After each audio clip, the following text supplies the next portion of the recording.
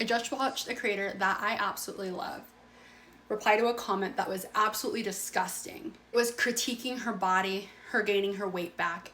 And in her video back to that creator or that person, she said, when I find out that there's something wrong with me, when I find out it's not just calories in, calories out, and said more about it, hear me. As someone who has PCOS, I was diagnosed at 18, put on metformin, okay? Someone who struggled to lose weight. It is calories in, calories out. Keep listening.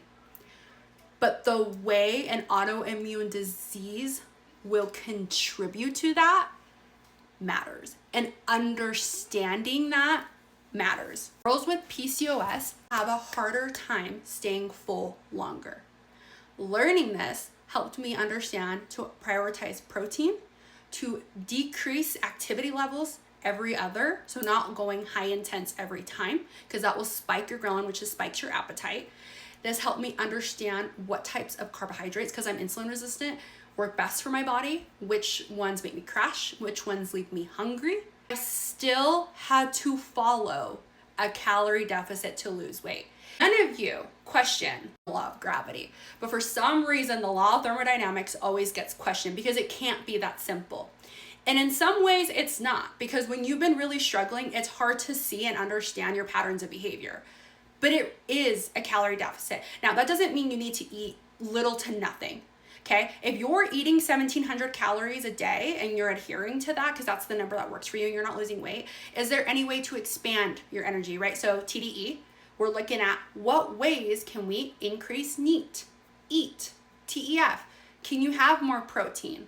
Can you work on progressive overload? Can you hit more steps? That'll increase your TDE, which is your total daily energy expenditure, without even touching your calories. Women with PCOS specifically, because that's what I have, we tend to think, well, if I go hard to the wall every single day, like I'm gonna lose weight, but what that ends up doing is it ends up spiking our ghrelin, okay? We already are poor sleepers, which also spikes our ghrelin, but we're not looking at our nighttime routine. We're not looking at our sleep patterns. Instead, what we're looking at is, I just need to expand more and more and more.